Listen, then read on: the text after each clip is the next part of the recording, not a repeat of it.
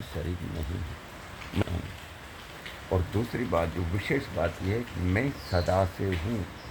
आत्मा कभी ऐसा कोई काल नहीं था जब हम आत्मा नहीं थे। आत्मा बढ़ गई, कम हो गई, ना बढ़ती है ना घटती है, उसमें रहती। बूढ़ा होगा तो मर जाएगा, सही होता है बूढ़ा, तो बूढ़े नहीं होता। परमात्मा बूढ़ा नहीं होता। कैसा है वो? अपरिणामी। आत्मा अपरिणामी, परमात्मा अपरिणामी, उसमें परिणाम नहीं घटता। परिणाम क्या होता है? शिशु हुआ, बालक हुआ, किशोर हुआ, प्रौढ़, युवा हुआ, प्रौढ़ हुआ, मर गया। ये है परिवर्तन। ये इनमें होते हैं। किसमें होते हैं? शरीर, प्रकृति में होते हैं। प्रकृति से अलग हूँ मैं आत्मा। मैं प्रकृति नहीं हूँ। ये साधन प्रकृति का दिया है। ये सारी प्रकृति साधन है, और इसी से सारी चीज ईश्वर ने बनाई। इस शरीर को कोई भी व्यक्ति नहीं बना सकता, केवल ईश्वर बनाता। किसी के भी शरीर हो, मनुष्य के, पशु के, पक्षी के, पेड़ के, पौधे के, जितनी भी चीज़ें उनको कौन बनाता है? ईश्वर। एक परमात्मा बनाता। हम बनाते हैं, हम बनाई से बनाते हैं। मिट्टी भगवान ने बनाई, पत्थर भगवान ने बनाए, लोहे की और भगवान ने बनाई, उससे हम बनाते। हम जो भी बनाएंगे ईश्वर के बनाई से बनाएंगे। ओरिजिनल क्रिएशन हमारी कुछ भी नहीं होती। ओरिजिनल क्रिएशन ईश्वर की होती है, उससे सब कुछ बनाते हैं। ये पानी, हवा, जल कौन बनाता है? ईश्वर ने बनाती। इसके साथ से ही सारी चीज़ हमने खड़ी की है, और भगवान ने भी जो किया उन्हीं से खड़ी की है। प्रकृति बहुत महत्वपूर्ण है। प्रकृति के बगैर कुछ भी नहीं बन सकता। परमात्मा भी उस बनी हुई सृष्टि से ही बना, प्रकृति से ही सब कुछ बनाता है, और हम भगवान के बनाई से बनाते हैं। और हमें काहे के लिए बनाना है? इस शरीर के लिए बनाना है। शरीर जैसा साधन है, उसके लिए प्रकृति के बगैर चलता ही नहीं है। प्रकृति से बना और चल भी उसी से रहा है। इसमें कौन सी चीज़ डालते हैं? यही तो पंचभूत तो डालते हैं। पानी डालते हैं, वायु देते हैं, अन्न देते हैं, यही तो देते हैं इसकी रक्षा के लिए, जिससे ये चले। सब साधन भगवान ने जुटा के दिए। ईश्वर सबको सब कुछ दे रहा है। ये ज्ञान, ये सोच हमको कौन दे रहा है? ये भी ईश्वर ने दे रहा है। हम जितना उसका चिंतन करेंगे उतनी वो चीज़ें खुल के हमारे सामने आएंगी। इसलिए नियमित रूप से रोज सुबह शाम और दिन भर भी जितना जुड़ सकते हैं ईश्वर से, सब में रहते हुए हमेशा रख के मैं सबसे अलग हूँ।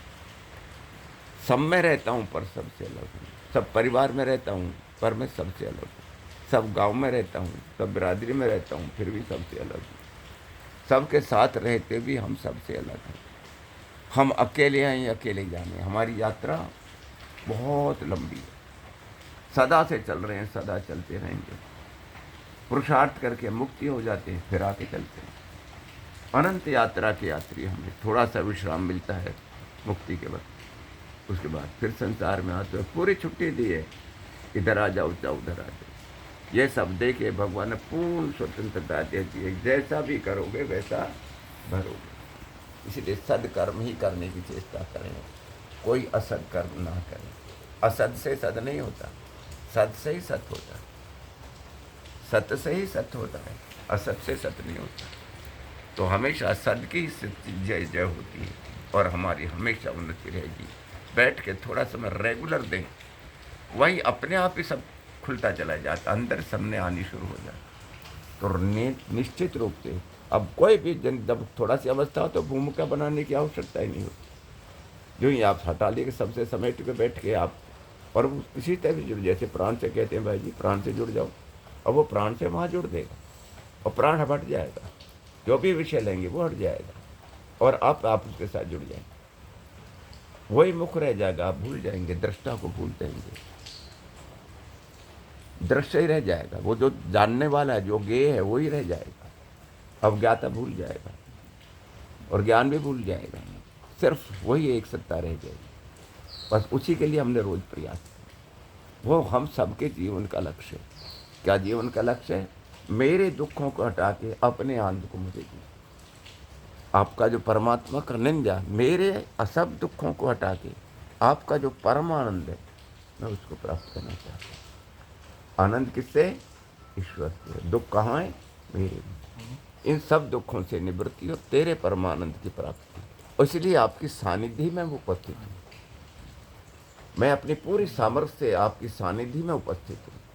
ऐसा भाव बना के और वहाँ रोज जुट जाए, रोज जुट जाए, रोज। ये सब कुछ छूटेगा, विश्वास रखिए, कुछ भी साथ नहीं जाने वाला है यहाँ से।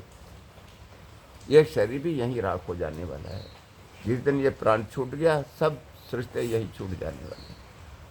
कुछ भी, कोई भी रिश्ता सदा नहीं निभाने वाला है। और याद रखिए, मैं स्त्री या पुरुष नहीं हूँ, मैं केवल आत्मा हूँ। भगवान ने मेरे कर्म फल के अनुसार स्त्री या पुरुष दिया है। इस गांव में, इस घर में, इस बरादरी में, इस योनि में, ये भगवान की वजह से हुआ। वो न्याय व्यवस्था है, परम न्यायकारी। देश मात्र भी पक्षपात नहीं करते। जैसे जैसे हमने किए हैं वैसे ही वैसे हम ही ने भोगने। और जिससे जैसे किया है, मन से किया तो मन से भोगेंगे, तन से किया तो तन से भोगेंगे, बुद्धि से किया तो बुद्धि से भोगेंगे। जैसे भी कर्म करेंगे तो अपने कर्मों को, अपने भाव को, अपने सोच को हमेशा उसी लाइन पे रखना है, उससे बिछड़ना नहीं है भाई। जो ऐसे चलेंगे हर तरह से खुश रहेंगे, सुखी रहेंगे। मेरे दुख का कोई कारण नहीं, मेरी अविद्या ही मेरे दुख का कारण, अज्ञान ही है दुख का कारण। ज्ञानपूर्वक रहेंगे तो आनंद से रहेंगे, हमेशा सुख है। परमात्मा सत्ता में मैं हूँ, विश्व की सबसे बड़ी शक्ति के साथ में हूँ। वो इतना बड़ा जो रक्षक है, वो मेरी रक्षा करने वाला है। निश्चिंत रहें, बेभय रहें, कोई भी भय नहीं, कोई भी चिंता नहीं। मुझे क्यों भय लगता है? गलत काम करते तो भय लगता है। चोरी करके आए हो, पुलिस का सिपाही भी आ गया तो डर लगेगा, पकड़ मुझे लेने तो नहीं आ रहा कहीं। और कुछ भी नहीं किया तो जब IG घूमता रहे, हमको क्या फर्क, काहे का डर लगेगा। इसलिए गलत काम कभी भी नहीं करें, पाप कर्म कभी भी नहीं करें। जो दंड मिलेगा उन कर्मों को कभी भी ना करें। प्रसन्न रहें, खुशी रहें, भगवान हम सबको मंगल करें। ओम शांति।